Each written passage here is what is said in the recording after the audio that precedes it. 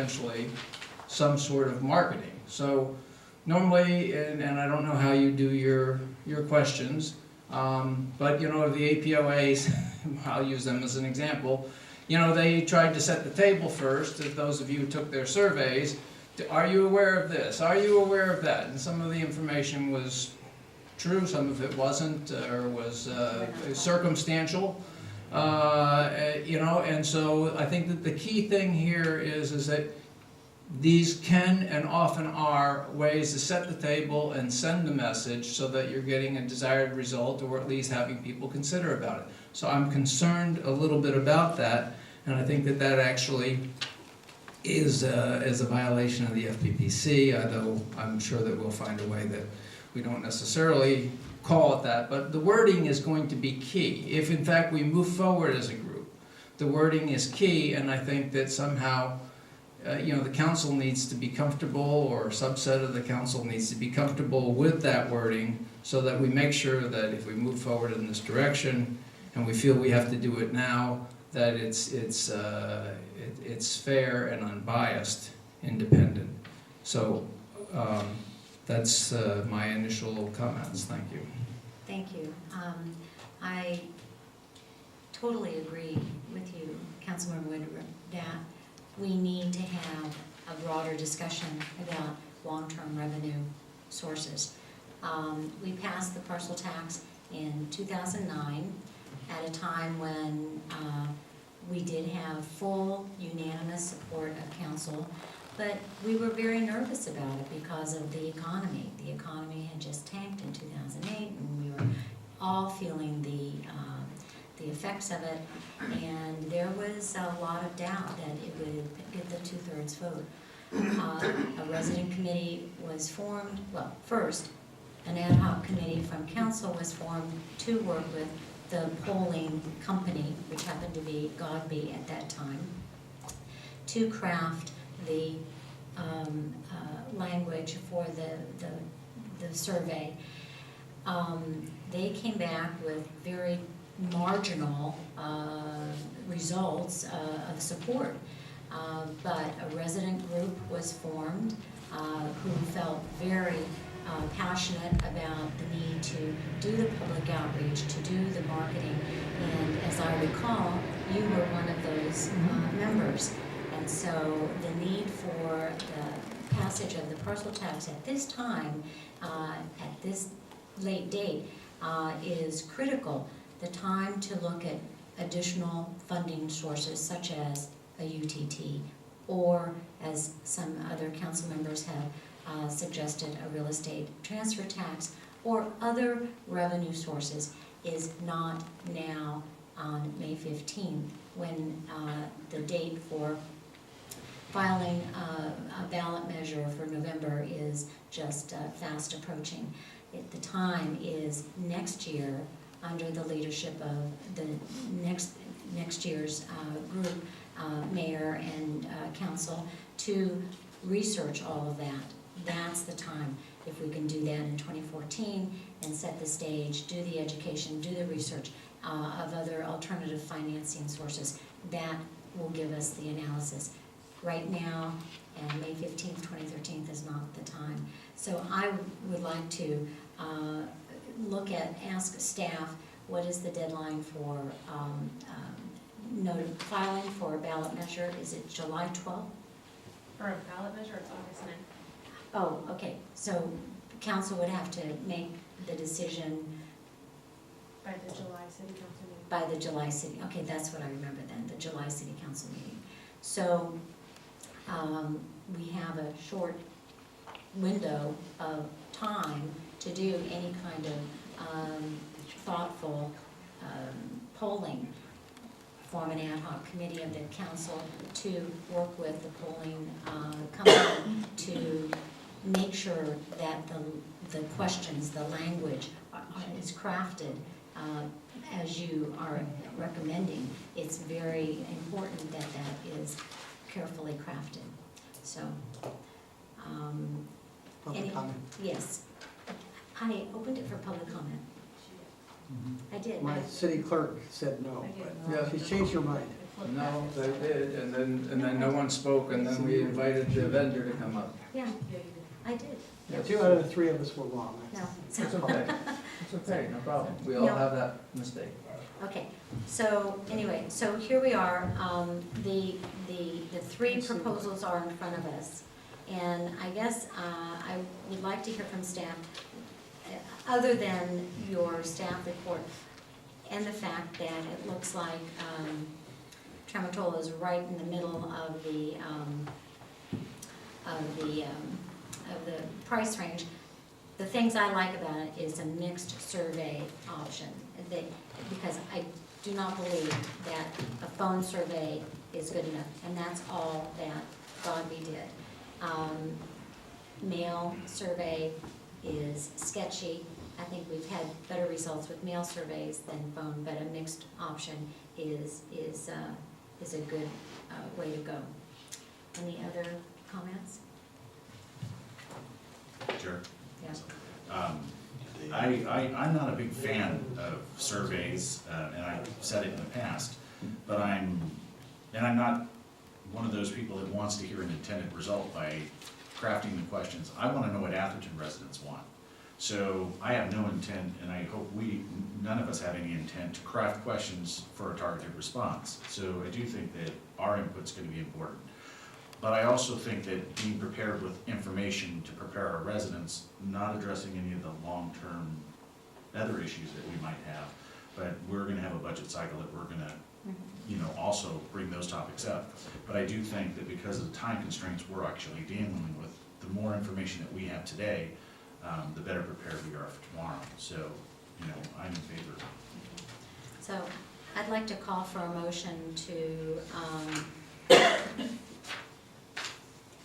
I move we adopt the city manager's recommendation. is there a second? Second. Is there any discussion? Madam Mayor, Yes. before it proceeds, staff may need some assistance, perhaps from a member or two of the council, maybe a subcommittee, Yes. to work on the That was gonna be my questions. next, yeah, good idea. So, any discussion? I'll call for the motion, I'll call for the vote, all in favor? Aye. Opposed? I'm still opposed because we haven't had the discussion on the parcel tax, and I don't necessarily agree that we've got several bites at the apple between now and when the parcel tax expires. And so my conscience tells me that I don't want to spend the money until I know what we're spending it on and what we're asking the residents to fund. And we don't know that and how we're going to spend it. And so I'm not going to vote for it. Thank you. So we have, motion carries 3-1. And at this point, I would like to appoint an ad hoc subcommittee to work with Tramotola. And my thought is to have Councilmember Wiest and Councilmember Widmer be the ad hoc committee to work with the polling company in order to put together the survey questions. If you would so serve. I will be more than pleased if you will have me, even though I voted against it, but I'll work it diligently. I know that you are a good Boy Scout. I am And an Eagle Scout. He is an Eagle Scout, and when called to the line of duty, Be prepared. he is prepared. Okay, I do a good turn daily as well. and if you do a good turn daily, I love it, it's so fun. Okay, so thank you very much. We will then go on to item number 19, which has to do with the event garden at Holbrook Palmer Park. Our Community Services Director, Mike Kashiwagi, is not here to give the report. However, our City engineer. Cindy, yeah, I was gonna say, our city and public works engineer is here. I just want to make sure you are ready for this, to give the report. Thank you, Madam Mayor. At the Parks and Recreation Committee, the Holbrook Palmer Park Foundation members suggested that they have some funds that they would like to use toward improving the event garden at the park. They presented a conceptual design for the park, or for the event garden, and would like council's conceptual approval to be able to proceed so that they wouldn't be wasting their time with their design funds. And staff is certainly willing to assist them in their efforts. I see members of the Park and Rec and the Holbrook Palmer Park Foundation out there. Would you like to say something? Near and dear to your heart? Very near to my heart. Shirley Carlson, I am the president of the Holbrook Palmer Park Foundation. It's presented before you, it has gone to Park and Rec, it has been approved by the board of the Holbrook Palmer Park Foundation, it also has been approved by the Atherton Dames. This is a conceptual design that was approved by Park and Rec and this council in 2005. It is exactly what it is, a conceptual design. We have approved $124,000 for this project. We do plan to work with staff to make this conceptual design to reality. Our thoughts is this is a great area to improve. It's, as it stands now, it is an unused area. It has no real use. It's kind of a wild spot, but would complete the event area in the park and complete the circle of the event. As you know, the foundation did do the grass area between the pavilion and the water tower a few years ago. This will complete that whole circle, so it will enhance the event area in the park, and we're happy to do this. We're excited. We thought about doing this a few years ago and kind of put it on hold. It is now again before you. This area in our conception, it's still in its infancy, but our thought is it will be a low maintenance area. So, and it is right now, it sits as a very good area. Yeah, very happy to answer any questions. Thank you. We do have a question from our Vice Mayor. Yeah, from a process standpoint, the approval of council tonight would allow you to go ahead and get the more firm architectural drawing on this thing, and then it would come back to council again? Correct. What we'd like to do is work with staff, Public Works Department, also myself and a few others, maybe from Representative Park and Rec and George. In the past, this has not been done, and we also like to have a contract with the town as we are gifting this money to the town.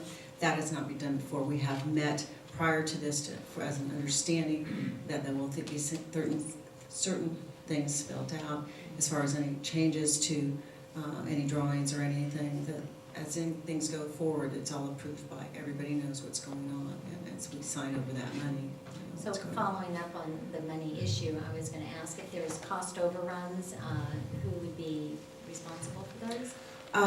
Well, we hope they're going to, these will be very budgeted and very followed. Okay. There'll have to be an understanding at this point. We continue to raise funds, as we always do. The Dames work very hard as our auxiliary to continue to raise funds, and we do have some extra funds, and every year we grow. But we have these funds currently, and we have some little established funds. Okay. So, Are you gonna do it on a project, on a phased approach, so that if in fact there was overruns, let's just assume that for a wild thinking that maybe there was a little bit of an overrun, that if you were doing it in phases, obviously, you would know with the last phase you'd scale back, or this is gonna be an all or nothing? To answer your question, as I can stand here before you tonight, it will be an all or nothing. I'm hoping that as we go forward in this project, we will know what our costs are, and we will follow them very closely. If there are overruns, then we will address them at the time. But as not a project manager, I'm a volunteer, but that is the point of working together in this process. So we do know we have a budget of $124,000, have our architectural fees, and obviously the biggest cost in this project and what we feel in brief discussions and early discussion is clearing and grading and preparing the area. Because basically what it'll be is clearing that area, setting up, as you see in the perception, it's some benches, some gravel, maybe a small wall. So really the cost is pre-prep, but we will address any overruns completely. I think we It have won't be another like the council Bay Bridge. member comment here. No, thank you for coming in. It's really not a question for you, it's actually a question for Bill, raising the concerns that you've raised. Obviously, it sounds as if there's some concern that we won't complete the project and that they want input. Is there a problem getting into a contract with them to make sure that we get our side and our obligation done, as well as committing to them that we're ready to move forward? It's actually pretty common to have this public-private partnership memorialized in some kind of an agreement. If the bottom line is, they say, we have $124,000 and we will do the work. Notice we just took ourselves out of the public contracts code and any argument that this is the public works that we have to value as prevailing wages. So these are the kind of things that the contract gives us the opportunity to do. They have the opportunity then to go out and find a contractor that will do it for that price. And this is the kind of, I mean, it's pretty cut and dried, and I'm sure that when they have the final plans, it'll be even more cut and dried, and they'll know exactly what the price is going to be. We're so in the image, we're just, I think it's a great product, but we do know what the high-end cost probably would be clearing the prep for the space. Thank you. Thank But you. hopefully it'll Yes. stay on budget. Mhm. And we do have extra funds if it possibly, but I can't commit those No. because it's a board decision. Any other members of the public like to speak? Okay, I'll bring it back to council. Can I entertain a motion? Can I make a comment, because I was asked a question? So, so my comment is as follows. I think that in principle, it's a great idea, and I appreciate you bringing it forward. My only comment is, I spent 2 years hearing about how the 2005 master plan was not a master plan, but yet a landscaping plan. And in fact, we're spending $35,000 on a master plan now. So if in fact the master plan is actually really now a master plan, then we have an extra $35,000 perhaps the town would like to contribute to this project. So I just would make that point. I do pay attention when people speak, and I do read the items here, but it can't be, it's a master plan, no, it's not a master plan, oh, but it is a master plan. So I think the project here is right. The staff report, I question, and if we don't need a master plan, then I would recommend that we would give the $35,000 to this You know what? organization. Excuse me, Mr. Widmer, you really are pushing the edge of the envelope Good, here, aren't you? thank you. Just No. because you've been, I have You cannot- I had a rest all last month. Yes, right, just because, but why are you If I doing did that? say master plan, it is landscape master plan. Okay, there you are. Well, I was trying to get you $35,000. Yeah, You should have been saying I'm yes. afraid, yes. So we're not talking master plan here. Well, that's what it says here, but it's okay. Okay, fine. I move that we go ahead and approve what's being asked for tonight as far as. I'll second it. Oh, thank you. Any discussion? Any discussion? I'll call for the vote. All in favor? Aye. Aye, I'm gonna vote for this one. Oh, my God. thank you. Opposed. That's Thank you all, very much. motion passes unanimously. Thank you. I think it's wonderful. I didn't make my comment, but I think it's wonderful what the foundation and the Dames are doing. Thank you very much. Okay, we're gonna go on to item number 20, which is having to do with the park again. It's policy and fee recommendations for weddings in the park. City manager's gonna give his report, which is about, Actually, Gordon, are you Oh, prepared on Gordon. this? Yes, I am. oh, okay, Thank you. Thank you, Honorable Mayor, members of the council. sorry. This item's come before you a couple of times before, and we hope we're moving toward resolution. The issue was, should weddings be allowed to be resumed in Holbrook Palmer Park? And we have structured a recommendation, not only that would allow them, but also we have a recommended use policy essentially and fee structure. The concept that is essentially incorporated in here is that there would be we have a concessionaire working with this, which we've not issued an RFP, not gone out for it, but it allows for the use of the wedding, of the use of the facility for wedding, so up to 100 guests, there would be a fee of $4,000. For up to 200 guests, for 101 to 200 guests rather, be 4,500.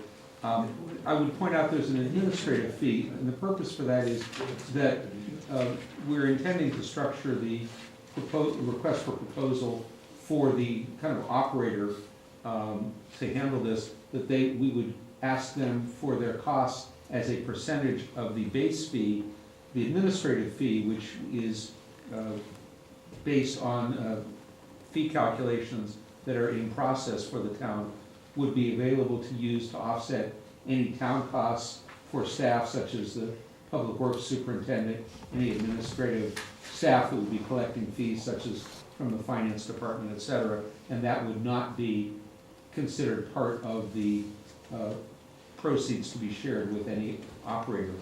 One other feature I would like to point out is that the proposal would be to allow for the reduction. We're suggesting it be a 50% reduction, but obviously that's to the council's discretion. Should an Atherton resident wish to book the park for this event. It is anticipated, based on previous uses of the park, that once this were advertised through venues, typically kind of bridal type venues, that the annual revenue net to the park would be, or net to the town would be about $85,000. And we'd be happy to answer any questions. Any members of the council have any questions for staff at this time? I've got several. Several questions. Can I open it up for public comment first? Do whatever you want. Yeah, I'd like to do that first. Public comment? John Rogero, Stockbridge Avenue. Why is this called for weddings in the park? I've been over there a few years ago when they had an auction in the park. I've been there when they've had funerals and bar mitzvahs. And why is we call this weddings? Okay. Why is that referred to in weddings? That's a good question. That's a good question. So, in 2011, the weddings were canceled. Right, I know that. But I mean, the way it's on item on the agenda, wedding, it's not a wedding. It's a affair that occurs in the park. Well, it was specifically restricted. As I say, I saw an antique auction there a couple of years ago. Those uses have still been being used, I think. They were reinitiated. They were reinitiated. Everything else was, except for weddings. And the council specifically deemed to exclude weddings from any events at the park. So you could have a bar mitzvah, if it's all right, or something of that nature. Party, yeah, birthday parties. Or I could have an auction like they had before. In fact, they used it for blood, taking blood, giving blood occasionally. Yeah.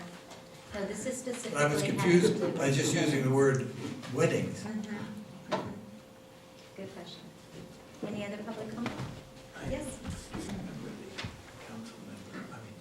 My concern on bringing this back into the park is who supports it, and is staff taken for coordination and supporting it and everything from other functions? Because as I look at the support for staff in the park, there isn't any room to do other things, and some of the things we'd like to get done don't get done. And so is staff going to be used to support these items, and then they'll just not do other items because they won't have a choice? I'm very concerned about that because we're very tight on people, as you all know, to complete everything we want to get done in the park. Thank you. Maybe staff can respond to that? I'd be happy to, Madam Mayor. It would be our intent to issue a request for proposal to essentially operate this event function, and the responsibilities would be to the event operator to take calls, make reservations, show the facility, and set it up, take it down, and clean it. For that, they would, what we would suggest in the proposal is they propose a percentage of the base rental fee that they would get for that portion of the work. In many cases, we believe that the potential operators would likely also want to be either a caterer or to align themselves with a caterer, so they would have the option of trying to sell those services in addition. But the operation of the function itself, we would think would be essentially a concession for which the concessionaire would receive a portion of the fee, the town would receive the other portion as rental for the facility.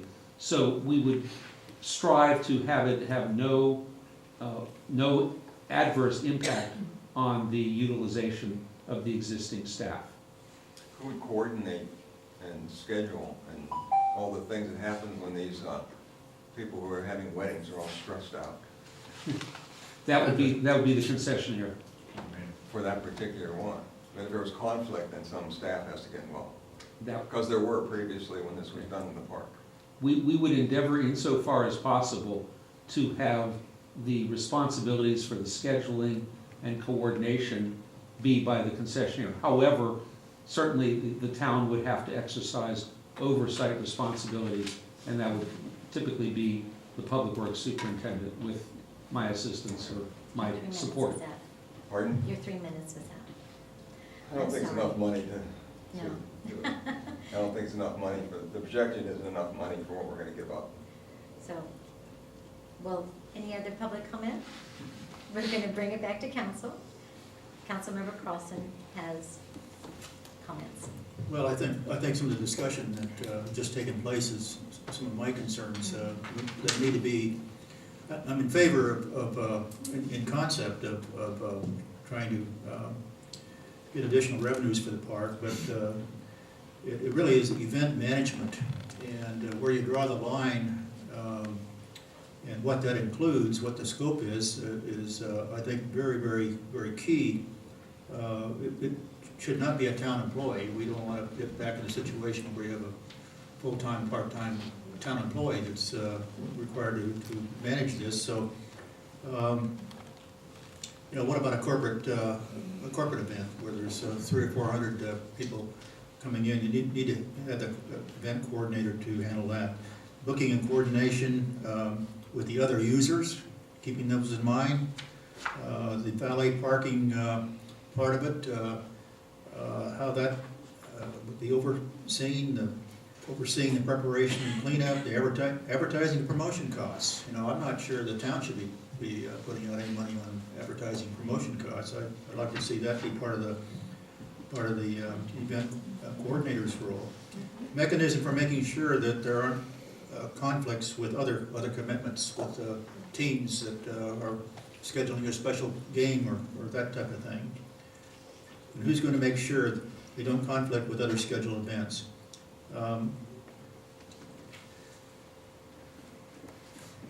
So that is my concern, is that you need to have a well thought through event management process. I know the other day, for example, that the Danes ran into a conflict in terms of trying to book the house, and finding out that the house had been already booked for another event. There had been some sort of a hiccup there. And so these kinds of things are going to happen, and how to get resolved and who has the responsibility for resolving it. We don't want to have the town staff spending an awful lot of time on this thing. Okay. Any other? Carrie? Go ahead. I agree, Jerry. I think that, and John, by the way, he's got it right. It's events, and those events, it's weddings, but it's events. And I think we need to be consistent on how we do this, because the impact to the park is really what our concern is. What the damage to the park is what our concern is, and that's what we've heard. So I think that what we've done here is we've got a great outline of how we want this done, but we also don't want two people doing the same thing. We've got to have coordination. If we have coordination, it really is going to be one person that is going to coordinate these events. We just heard the foundation say that they want to start a project. We also want to make that part of the process so that we understand that there may be a period that there may not be the ability to utilize that section of the park. So coordination is another key factor. Following the costs, clearly, you know, by taking a percentage. And I also think that there needs to be a process to where, as we start this program out, that we evaluate this process for a period of time. The council needs to have, maybe just on the consent agenda, and maybe a 6-month review to see how this is becoming. Because I also think that we've heard from our residents that they may want to have input. So by having it on the consent calendar, they can have the ability to alert us to some potential problems as we're crafting how we want to deal with the park. So, as we've discussed a number of times, you know, I agree with my fellow council members that even when we put the events back on, an event is an event is an event. The question is, we still want to use our park, and so the size of the event and how often we're going to have larger events is the issue. And so you've addressed some of those issues with regards to, for example, your valet park requirement, okay? But,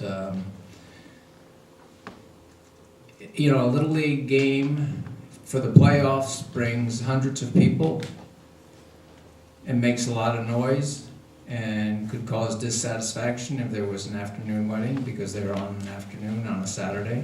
I think that the overall coordination of all these issues really needs some more thought process, and we need to make sure that it's centrally controlled or centrally identified and verified, because, you know, every day you read the paper about something's been outsourced or something's been run and there's a bunch of money that's been embezzled or never got properly reported. And we want to make sure that if we're going to go this step, that we're going to make sure that we have accountability and that we have verification. The coordination of all the different activities, I really think that if you're going to get somebody to take over that type of activity, they need to do everything. If we have a large corporate event there, it's the same as a wedding. They take up parking places, and the rules should be the same. The issue is they take up parking places.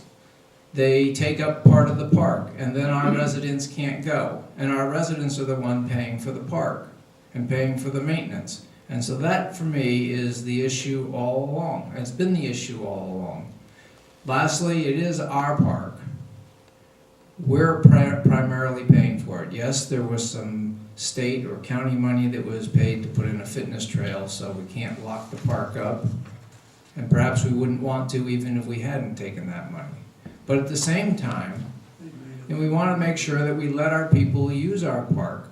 And so I don't think the differential on the resident and non-resident is enough. And I don't think that you're scaling back on the large events, and I don't really personally care whether they're a wedding or not, although people do say that weddings make more noise than, say, a big Google corporate event, which I don't necessarily agree with, but that's what people have said. You know, we talked about cutting the number in half and only having, I think at the last meeting we discussed this, having two weddings a month, and now we're saying we're having 3. So, you know, I think that I'd rather see fewer than more.